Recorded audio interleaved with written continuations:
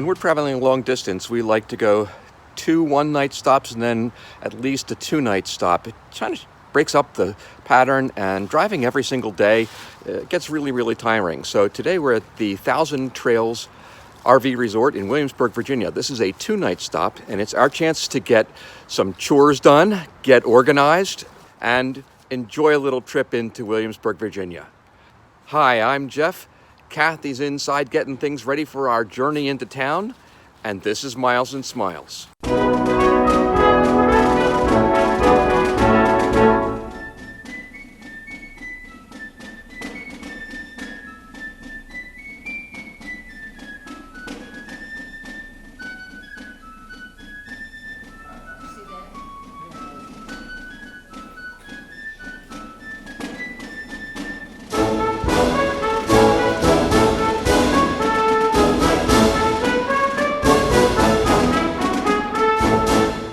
Because a lot of people couldn't read, shop owners had to use folk art, like these cigar store statues, to help people know what exactly it was that they were selling inside.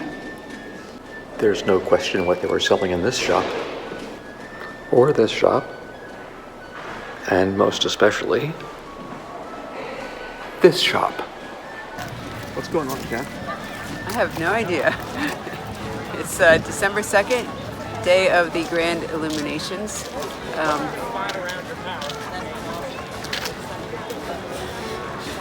I hate when you put me on the spot like this.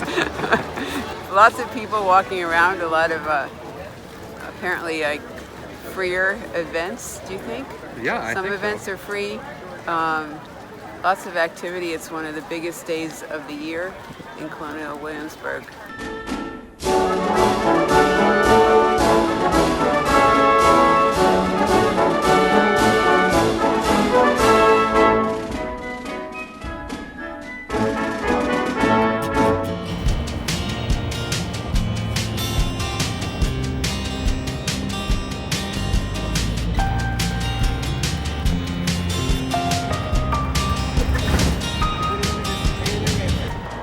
You never know what you're going to see when you're on the road. We just pulled into a McDonald's parking lot, and we are in Santee, South Carolina, and right beside us is this huge truck with bales of cotton.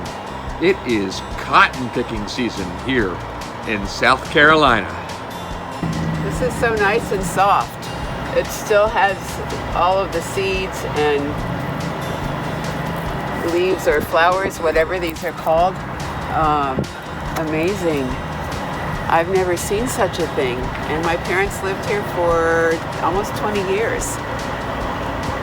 Just weren't here at the right time of year, I guess, for the cotton harvest. Mostly here at Thanksgiving and Christmas. Too hot in the summer.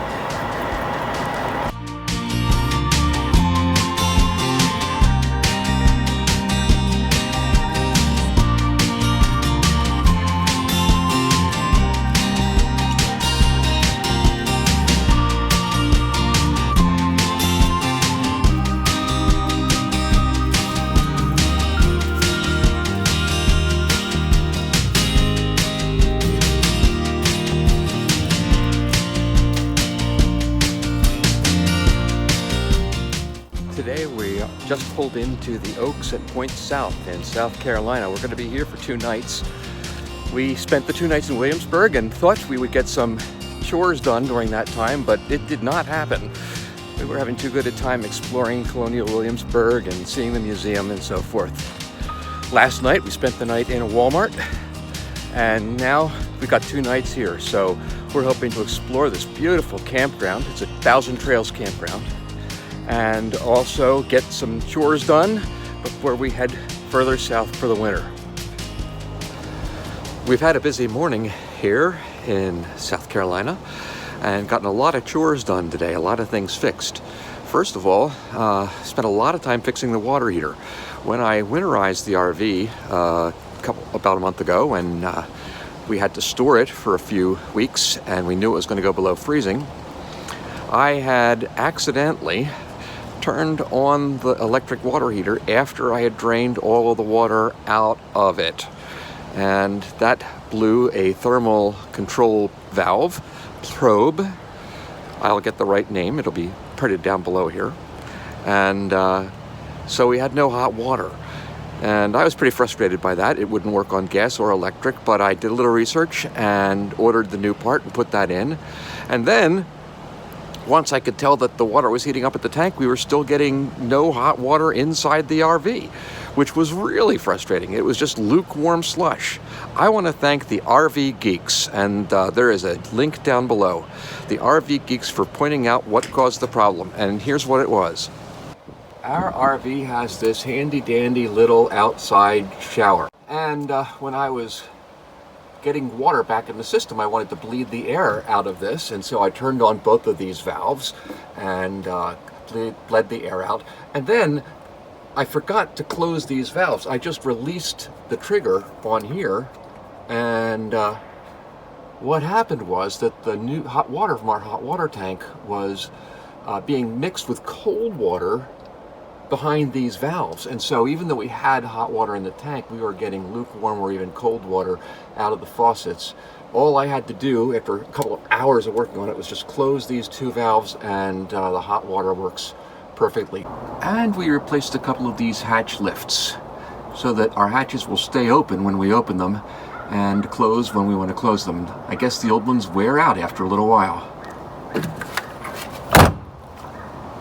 So getting all of our chores done, we followed up on one of our promises to ourselves to try to do something interesting or fun every day. So here we are at the Low Country Visitor Center and Museum in the Frampton Plantation.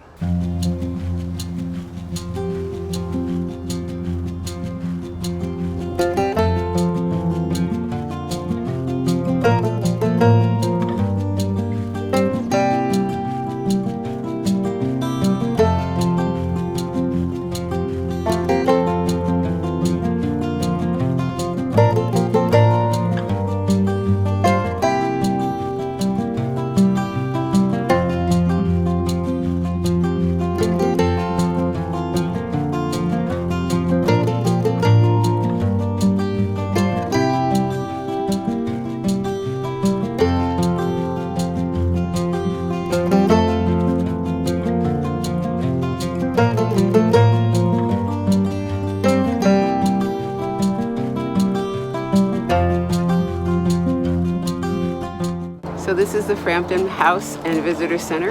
It's quite small, mostly a gift shop, as we had been told. Some interesting artifacts and history posted inside, though. Beautiful, beautiful live oak outside, and short walk from our campground, and a lovely way to pass an hour or so in the afternoon. So Frampton, and not to be confused with Peter Frampton. Right. Frampton was a slave owner, and also one of the people who signed the, what do you call it, secession documents for South Carolina, or the Carolinas, to secede from the Union, which of course led to the Civil War, or as they call it here, the war between the states. Well, that's about the end of our visit to the Low Country, and we're going to be heading out of here tomorrow and to a rally, or a convergence of the escapers. I'm completely lost about what I was going to say next.